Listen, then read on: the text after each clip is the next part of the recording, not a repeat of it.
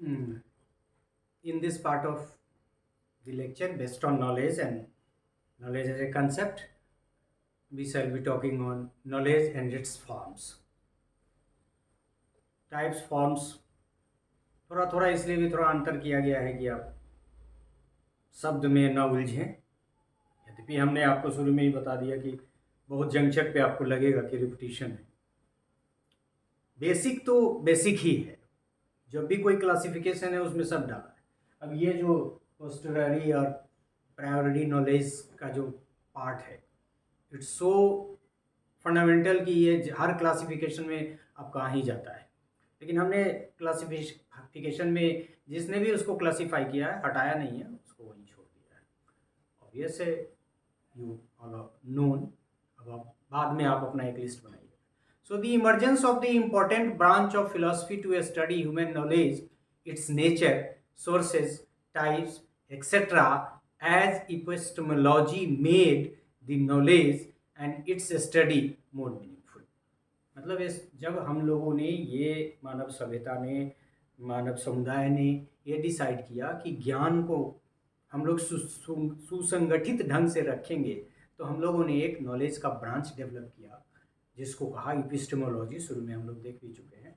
तो इपिस्टेमोलॉजी के आविष्कार के फलस्वरूप, उसके एडवेंट के फलस्वरूप, the emergence of the important branches of philosophy, that is epistemology, human knowledge के हम लोग ने स्टडी करना शुरू किया, उसके नेचर, सोर्सेज, टाइप वगैरह पे काम करना शुरू किया। And the knowledge and its study more meaningfully, तो मोर सिस्टमेटिक ढंग से, मोर नीड वेस्ट।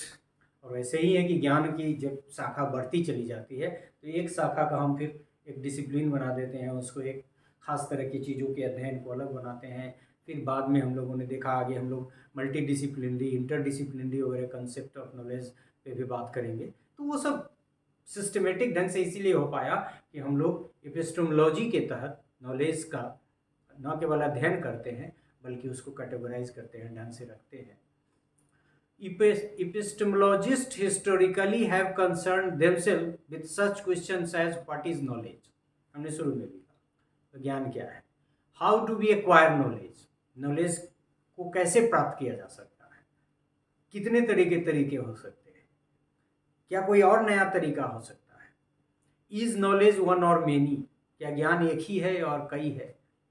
और इस तरह के जो सवाल हैं उनका जवाब ढूंढना। Several philosophers of education have addressed themselves to the question of identification of the different forms of knowledge. Knowledge के different forms पे कई लोगों ने काम किया है, फिलोसफर काम किया है, एजुकेशनिस्ट काम किया और बाकी लोग। So themselves to answer questions of identification of the different forms of knowledge and designing a curriculum on that basis. मतलब आप करिकुलम में क्या पढ़ें, ज्ञान आया तभी ना, जब इतना ही ज्ञान होता तो कोई समस्या ही नहीं होती, सब पढ़ेगा।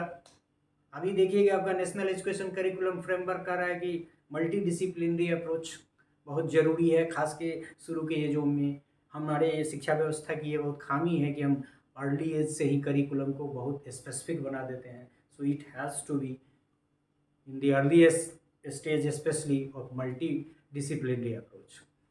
तो एक चैलेंज है ज्ञान के ज़्यादा होने की वजह से। Identification of the different forms of knowledge and designing A curriculum on that basis, क्या पढ़ावे, किसका बेसिक पढ़ावे, कौन ज़्यादा जरूरी है, किस ज्ञान की मदद से आगे के ज्ञान को ज़्यादा आसानी से प्राप्त किया जा सकता है। ये सब जो ज्ञान का विज्ञान है उसी के अध्ययन के फलस्वरूप हम लोग करिकुलम को रखते भी हैं और बनाते भी हैं। स्कूल लेवल पे अलग, प्राइमरी लेवल पे अलग, हायर एजुकेशन में अलग, and like that. One of the most influential theories in this regard has been put forwarded by Cambridge professor of education Paul H. Hurst. इनको हम आगे में भी, जैसा कि हमने डेलिब्रेशन में भी कहा, कि हर्स्ट को हम अलग से फिर उनके साथ क्लासिफिकेशन की बात करेंगे। So he was a professor of education in the University of Cambridge, and he has also forwarded some forms of knowledge. Hurst's thesis is that the domain of human knowledge can be differentiated into a number of logically distinct forms.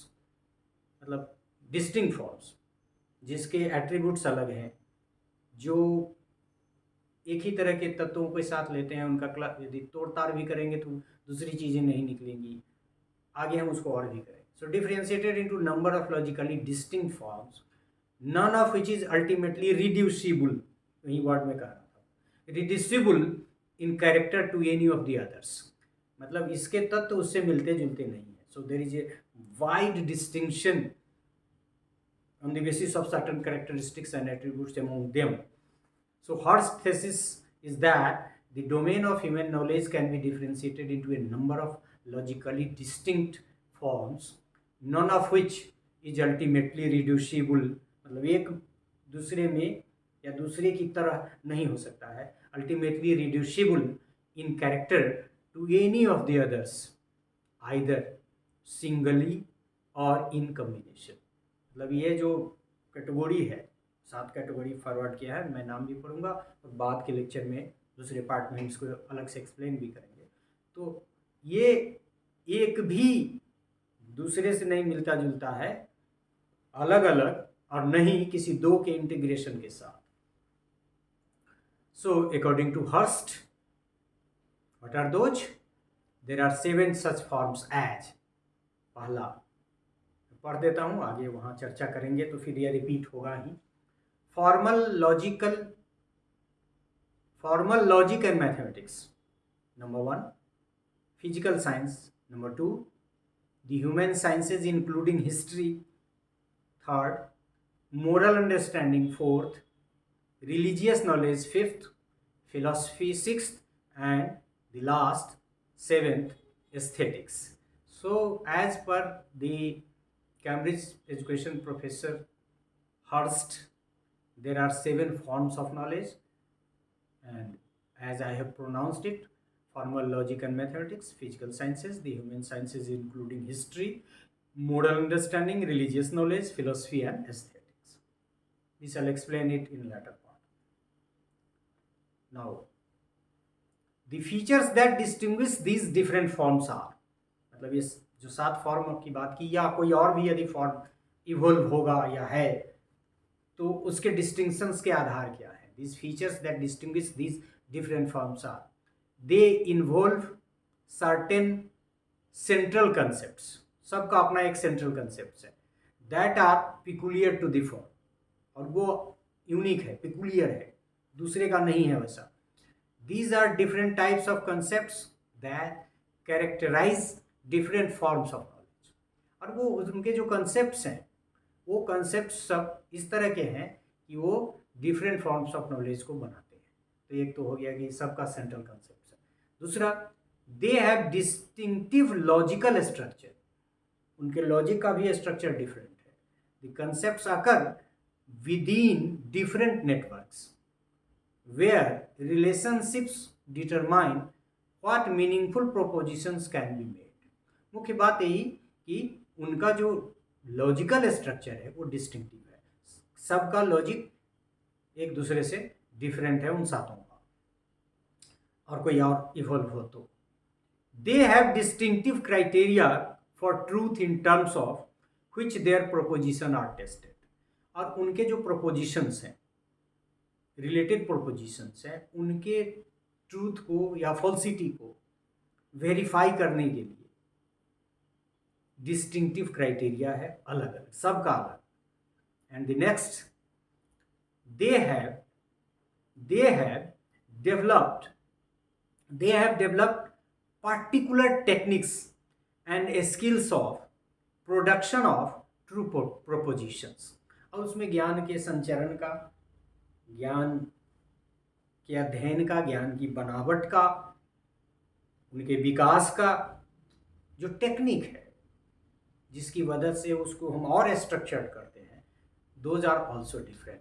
So these are 4 features, distinguishing feature through which we differentiate these 7 forms of knowledge, and if other then other forms of, और वो मुख्य रूप से क्या है? पहला, सबका अपना एक सेंट्रल कंसेप्ट है। दूसरा, सबका लॉजिकल स्ट्रक्चर डिफरेंट है। तीसरा, सबका डिस्टिंक्टिव क्राइटेरिया है ट्रूथ को मेजर करने का, वेरीफाई करने का। चौथा, उनके अध्ययन के अलग अलग टेक्निक्स और स्किल्स हैं। सो सी there are 7 forms of knowledge as per the Hurst, and all knowledge are distinctive due to certain reasons which we have forwarded. So this is all about this part of the lecture.